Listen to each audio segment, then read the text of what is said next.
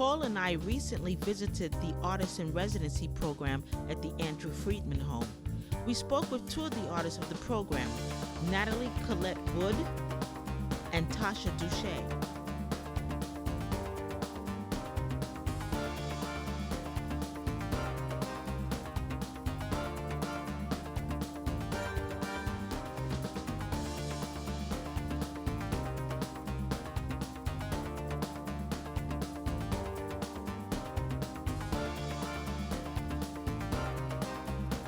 I'm at the Andrew Friedman home with the very talented Tasha Douge. Douge, yes. A very talented artist, a Haitian artist, but we will go into that in some depth. Okay.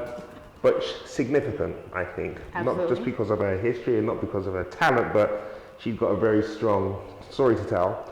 But one of the things I think is really significant about your work, right? Okay. And Essence covered it, but it's a really interesting story about the Essence coverage. Yeah. But more importantly, the New York Times covered it. Yes. Was your work with braided hair, right? Yes. And so I want to kind of spend some time on this because you've got some great pieces about it. And okay. Your famous piece is you did the American flag. So the first thing that came to mind as far as imagery was the American flag. Very, the symbolism is very powerful. It brings you right back to this space. The history behind it, you have the 13 stripes representing the 13 colonies and, 50 states, just a whole heap of something. Right. But I wanted to make it unapologetically Black. And for me, hair is undeniable. Our hair is undeniable. I've been through the permed stage in my life, and I might go back to it, who knows, but I'm just all hair was expressive. Yeah. However, the appreciation of how my hair naturally comes out of my head, I am in love with. And I was just like, whether you bleach it, whether you flat iron it or whatever, how it comes out of your hair, that coil, is undeniable. Very true. Despite your skin color. That's true too. Right? Yeah. You can be albino, I see that coil, I'm like, yeah.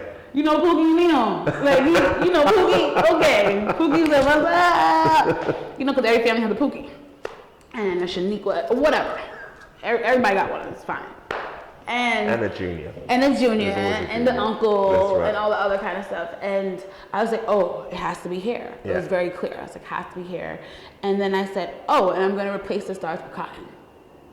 So those two things were very immediate.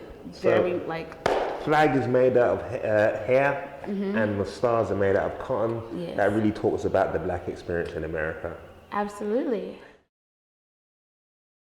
Natalie embraces her workspace to reflect on herself, which allows her to create her art using mostly recycled material. This is a wonderful piece called Swallowed by Nature that was exhibited at Montefiore Medical Center. They are, it's interesting because I started off in the Bronx working at a hospital, and it's so important to have art and spaces where you can reflect and think about yourself and in the world and almost have like a spiritual interaction with them as you're dealing with probably some of the hardest things of your life.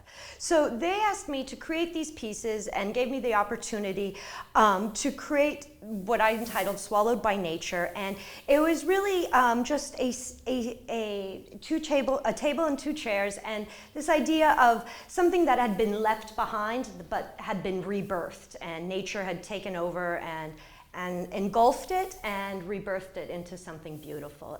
And I think that's a really beautiful metaphor to have at a hospital. With women empowerment initially being the focal point, Tasha's work has quickly evolved to address the additional issues of social injustice, activism, racism, and those that overall speak to the Black experience. Can we show some people some of the pieces? Some of the pictures, So we've yes. got a number of pieces here that kind of use the same media.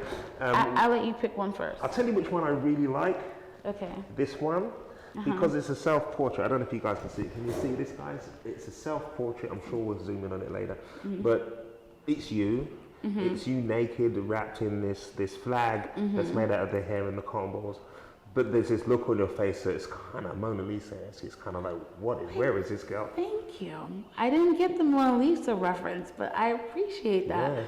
Yeah. If you pan in closely, I could tell you, the hair, because it's hard to make it, it needed some type of structure. So she's actually sewn to chicken wire. Okay. Which has another relevance Exactly. to our experience here. Because initially for me, it was very structural. Okay. And I like to repurpose some of the materials in my work are repurposed. Okay. And I had this piece for maybe a year before, and something in my spirit said, don't throw this out.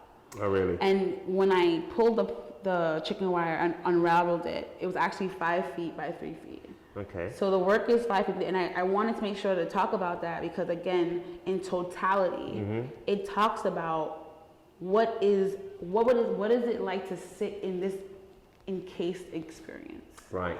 That you contributed to, but you're almost like, with the chicken wire, you're almost like a prisoner in You're it a as well, prisoner right? in it. It's just like you're here, but you're not here. Right. This visibility and invisibility at the same time. Natalie also told us about her time in Berlin, where she noticed how they use their recycled material. My work has always been about a sense of place, but when I was in grad school at Lehman, it was very abstract. Even though it was about a sense of place, I was working in geometric abstraction, and after graduate school, I went to Berlin. And Berlin has a really fabulous way of dealing with their recycled materials, their plastic bottles, their no bags. They really have a system. Everybody's composting. And I was like, this is amazing. Why aren't we doing this? And I was using those materials in my work. So I started creating these sculptures that really meant to me, they felt like futuristic fossils. Fossils maybe from outer worlds, other worlds, and intergalactic areas, places I hadn't been before, and using those materials as a way of commenting on the way we think of our environment and the way we interact and deal with our waste in the United States. So it's really interesting. Old work sometimes comes back, and the Bronx Brewery has actually picked an image of that piece to be on an upcoming seasonal beer can called Steep Aside that is integrating chamomile and natural flavors into the beer. And it'll be a seasonal beer that'll be available in October, from October to, I believe, January. I am definitely looking forward to seeing how you've taken the wood from the tree and putting everything. It's going to look like you said, something that has been left here. Yeah. And nature has taken over it. Yeah, almost like an abandoned living room that's been taken over by nature. And that's going to be the summer of 2018? Summer of 2018. We're hoping that the outdoor installation is April of 2018, so we can get it out in the spring and it grows. And the beautiful thing about these pieces is they change and they morph, and they're ephemeral. So maybe one part might die, but the other part will blossom and grow and change.